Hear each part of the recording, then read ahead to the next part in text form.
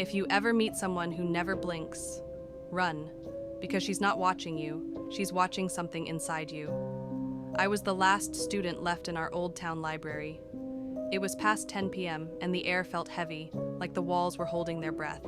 At the front desk sat the librarian, an older woman with a pale face, thin lips, and eyes that were wide open, too open.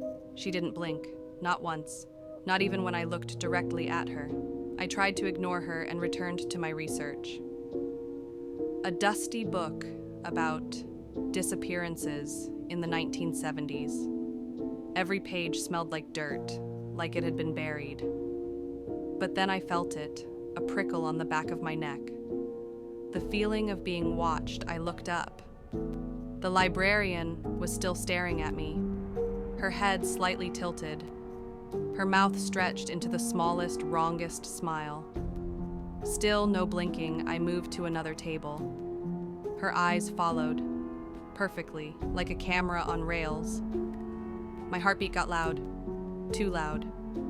I decided to leave. When I passed her desk, she leaned forward, her neck bending far too smoothly, like bone wasn't stopping it. And in a voice that sounded like pages tearing, she whispered, "You opened his book." My blood ran cold. "What book?" I asked. Her grin widened until it reached her cheeks.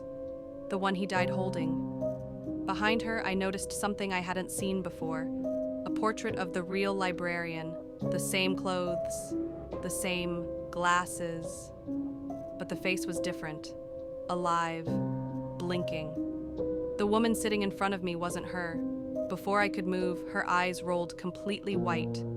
Her jaw unhinged, literally unhinged, and every light in the library flickered. Something crawled out of the darkness between the shelves. Something tall, shadowy, dragging long fingers across the floor, following the sound of my heartbeat. That's when I realized the truth. She wasn't watching me. She was watching it, keeping it contained. And by opening that book, I'd released it. I ran out of the library without looking back. But when I got home, the book was somehow in my backpack, and at 3:14 a.m., my bedroom door opened by itself. I heard a whisper with paper-dry breath.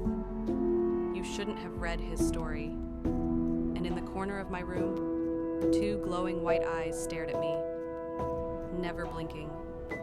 So, tell me, would you dare read a book the dead are trying to protect?